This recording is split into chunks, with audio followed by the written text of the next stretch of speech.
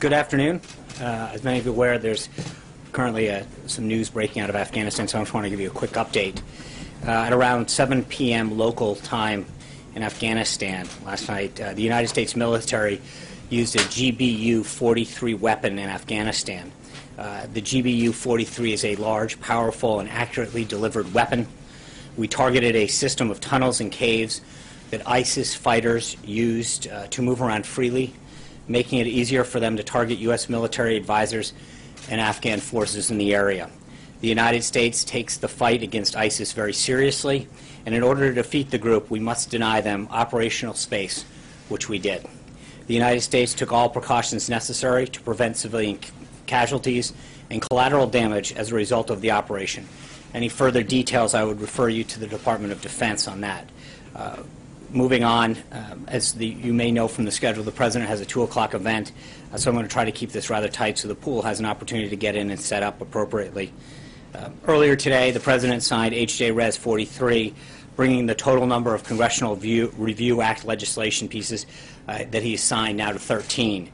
This resolution that he signed today overturns a regulation that was put in place by the previous administration on their way out the door that would have taken away the right of states to set their own policies and priorities for Title X family planning programs. Our federal system was set up to allow states to address the unique needs of their own populations when possible, especially when it comes to programs as important and sensitive as family planning. With the bill signing, the President has restored respect to states' rights on this particular issue. As I mentioned at the top, there's an event at 2 o'clock where the President will be meeting with the brave first responders who were involved in the I-85 bridge collapse and thank them that occurred in Atlanta, to thank them for their work and dedication in addressing this horrible situation. The bridge collapsed during rush hour on March 30th, but due to the heroic efforts of Atlanta's first responders, some of whom will be here today, no lives were lost. The President is proud to host these brave individuals and honor their commitment to protecting their community. Later this afternoon, the President will head to Florida for the Easter holiday. He will be departing Joint Base Andrews via motorcade as the preparations for the Easter egg roll are well underway on the South Lawn, preventing a Marine One departure. And while we're on the topic, I know it was brought up the other day, so just to give you a quick notes on what to expect this coming Monday. We expect more than 21,000 people to attend the Easter egg roll. The allocations of tickets have been given to schools, children's hospitals, and military and law enforcement families. Commemorative eggs will be handed out to the children who attend. Nearly 18,000 eggs were ordered, which is in line with past years. The event will start at 7:30 with different groups of guests arriving every 2 hours to ensure that all the children have an opportunity to participate in more than a dozen activities that will be available. Further logistics and guidance will be provided over the weekend. Also today, the Treasury Department's Office of Foreign Asset Control, OFAC, designated one entity and one individual connected to human rights abuses against Iranian political prisoners in Iran's prisons. The individual who is designated for his role in abuses in Iran's prison is the brother of Qasem Soleimani, the commander of Iran's IRGC Quds Force, who was himself previously designated under terrorism, counterproliferation, and human rights authorities. The sanctions against human rights abusers in Iran's prisons come at a time when Iran continues to unjustly detain in its prison various foreigners, including U.S. citizens Si Amuk Namazi and Bakar Namazi.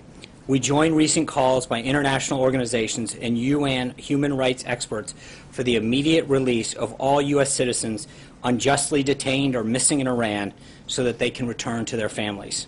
OFAC also designated 2 ISIS financial facilitators as ISIS supporter in North Africa, continuing our ongoing effort to disrupt key leadership nodes for the group. Moving on, over the past few days, the President and members of the Cabinet have held many meetings and discussions with their international counterparts about the significant foreign policy challenges facing our world. Yesterday, you heard from the President himself, alongside NATO Secretary General, about the need for a strong-funded alliance to combat terrorism, the humanitarian crisis ongoing in Syria, and many other serious threats to our collective safety and security. Also yesterday, Ambassador Nikki Haley, along with her counterparts from 9 other nations, voted in favor of a draft resolution to denounce the heinous chemical attack carried out by the Assad regime last week. Unfortunately, but not surprising, Russia stood in the way of this resolution. However, I'd like to point out that the abstention of China on the heels of President Xi's recent successful visit in Kazakhstan, a longtime Russian ally and former member of the Soviet Union. Both of these abstentions are notable and signify that the United States is persuading the world that the use of weapons of mass destruction cannot go unanswered. Secretary Tillerson, as you know, was in Russia yesterday to meet with his counterpart and ensure that they are made fully aware of the United States' positions in both areas of practical cooperation, such as defeating ISIS, and areas where Russia does not share our interest and values. As you know, the Vice President will be departing for his 10-day trip to South Korea, Japan, Indonesia, and Australia on Saturday morning. His office will be providing more information later today. Finally, I'm glad to announce that the President will host the Prime Minister of Italy for an official working visit to the White House next Thursday, April 20th. The leaders will discuss the upcoming G7, which will be hosted in Italy and Sicily, and a range of issues of mutual concern. With that, I'm glad to take some of your questions. Sean, where is the administration on cost-sharing subsidies for insurance companies? That is an area that is being internally discussed at this time. Undecided? It's not undecided. There is an ongoing discussion on that matter. Matt. Thanks, John. The last few days have seen a number of policy shifts by the President on China as a currency manipulator, the XM Bank, the order of doing healthcare taxes. There's more, but I won't belabor the point. What should the American people make of these shifts, and are there any policy areas that are non-negotiable?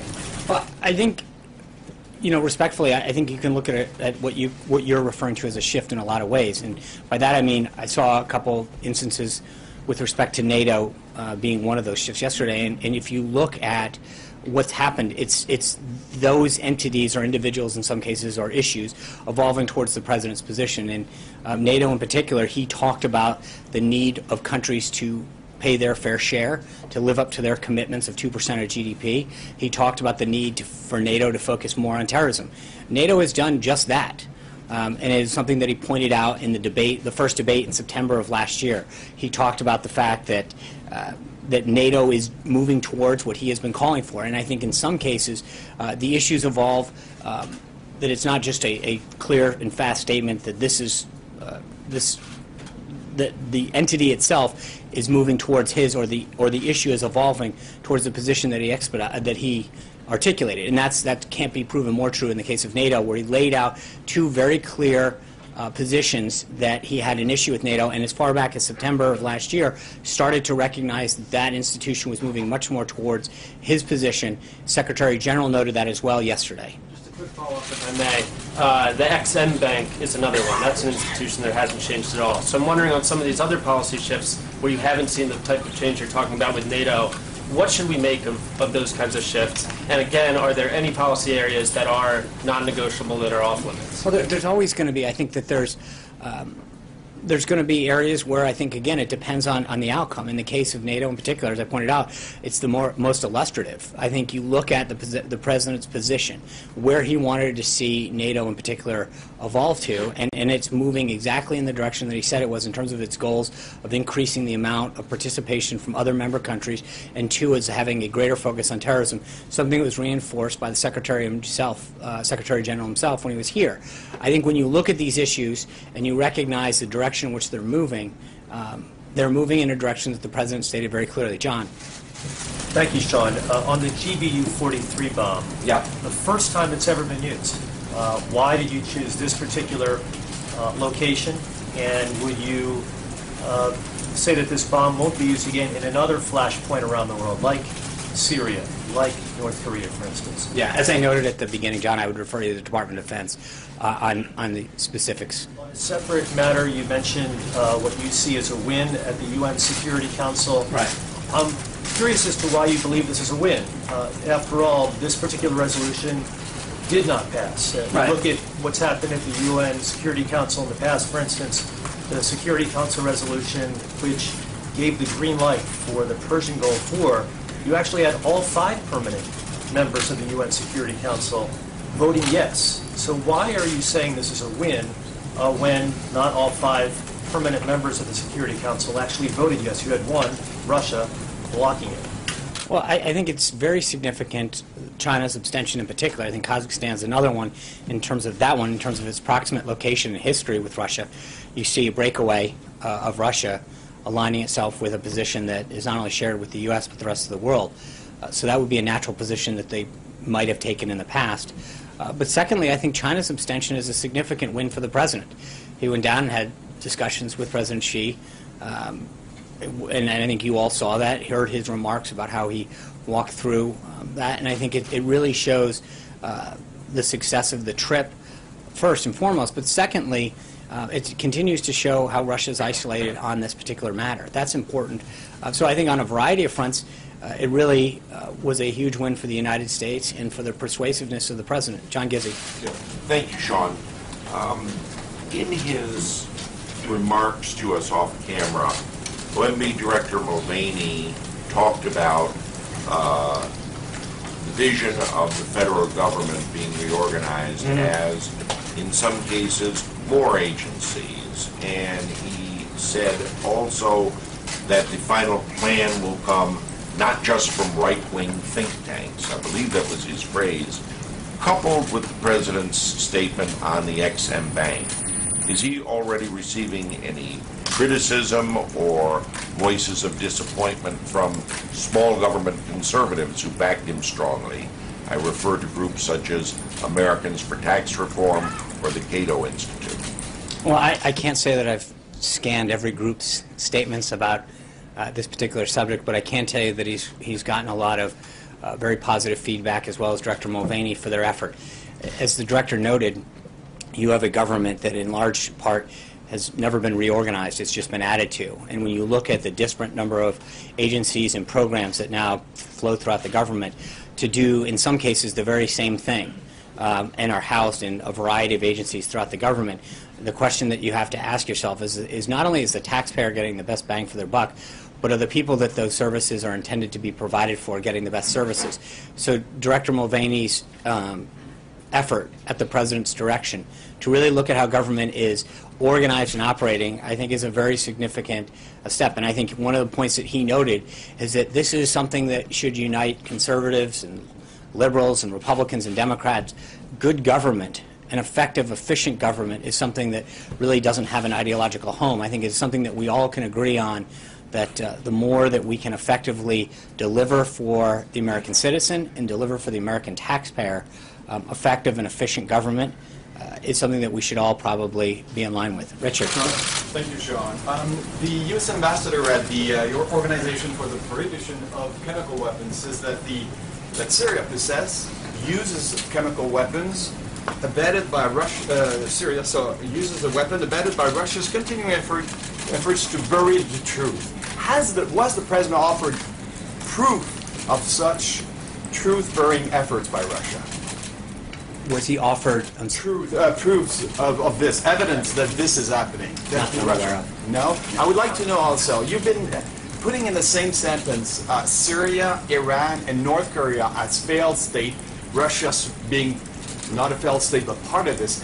Has it become to use an old expression, the axis of evil of this administration? I think it's important to note who Russia is on the side with right now and where they stand. I think it draws a huge contrast to show who's on what side of this argument in this crisis. And I think it's important to note the difference that who they're with. And that's, I think, a very notable thing. I'm not going to go any further than to say that. Very quick last question. With the National Hockey League playoffs just started, will the president cheer for the Rangers or the Caps?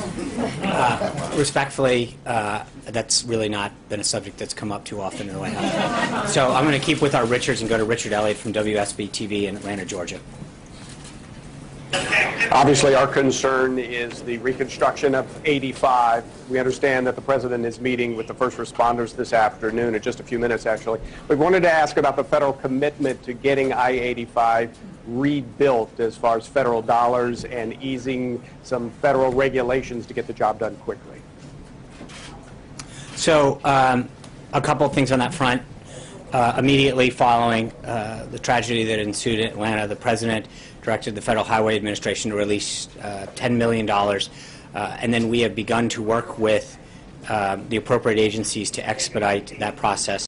I know that there are critical repairs that have to get made, and I think that not only that the initial funding will help with that for the roads and the bridges and the emergency access that needs to get handled, but under emergency relief efforts, there are ways to expedite some of that funding, and the Department of Transportation and the Federal Highway Administration are probably the best way to get a better answer on that, but there are ways that some of that funding can be expedited beyond the initial commitment that the federal government has made. Mary. Thank you, John. Back on some of these shifts, on China in particular, the president did not mince words during the campaign. Now he says he and President Xi have been bonding. Xi means well. He says China's not a currency manipulator. What message does this send to the president's supporters who sent him to the White House thinking he'd be following through on his tough talk against China? I think the president's tough talk was on a variety of subjects, was to get results for the American people. That's what he has pledged to do, to get more jobs here, to grow more manufacturing, to keep our country safe. The president and President Xi had a great meeting. The president likes President Xi and got to know him really well in Mar-a-Lago, and I think has established a really good relationship working forward. But at the end of the day, this is always about developing a better situation for the American people, and I think he's done that. And a follow-up, if I may, the president told the Wall Street Journal that President Xi helped him realize that North Korea is not so easy. Did the president underestimate the complexities of this? Did he underestimate how difficult this was going to be? No, I don't think so at all, and I think if China is able to help get a deal with China, the president would appreciate that. I think this would be great for China as well. And as the president noted this morning, if China can help us do that, it'll be great. And if not, we'll go and handle that ourselves with our allies. Steve. On currency manipulation, why specifically did he decide to abandon this? And what other tools does he have in his toolbox to try to modify China's trade balance? I think that's a very, very complex issue, and I think the president, I'm going to leave it to the president to specifically answer that. Vivian. But he hasn't given up on trying to modify no, he is. trade balance. It's not. I think the president is going to continue to make significant progress when it comes to that issue and to how our relationship is with China. He showed already what a great relationship he has with President Xi, and the results are already starting to pour in. And I think that is an issue in particular that the president is best to address. Vivian. Two questions, Sean. You were very forthcoming about the TikTok leading up to the missile launches in Syria. So can you give us any background on the Moab in Afghanistan? Was there a situation room scenario? Was this several days in the making? And my second question is, the president has been very critical of the intelligence community leading up to his inauguration. He's obviously been working very closely with the intel community on at least on these situations in Syria and Afghanistan. Has his opinion changed toward the IC? In the first question, again, I think General Nicholson at United States Forces Afghanistan is best to address the TikTok on the situation over there. But as far as the president's consultation... I understand. I think that the U.S. Forces Afghanistan as well as the Department of Defense are best to walk through the military operations that are ongoing there.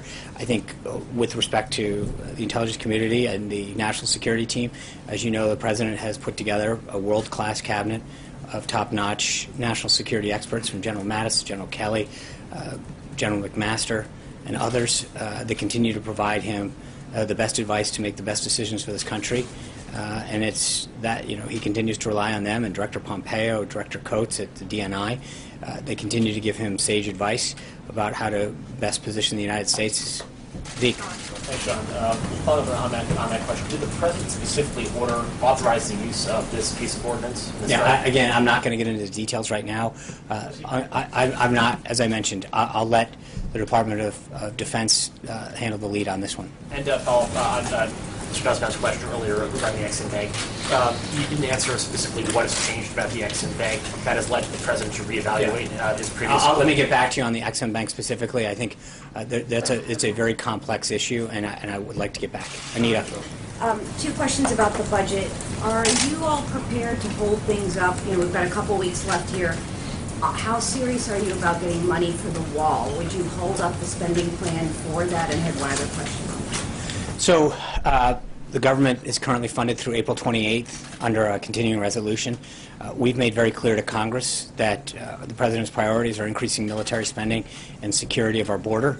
We're going to continue to have conversations with Congress, and we feel confident that they'll do their job, but those conversations are ongoing. So you can't say whether you would have to have money in this budget or this I will leave it to our team to continue the negotiations that they're having. Okay, and then the second question on the budget was, there's a proposal now to punish members of Congress who do not pass the spending plan in a variety of ways, withhold salary, even arrest. Do you support that Congress should be punished if Let's see. I think we're making significant progress. I feel very good about the momentum, and so I don't want to start getting into whether who's going to be naughty and nice. We're doing Kayla. Historically, sitting presidents have refrained from stating preferences on where parts of the free market economy goes.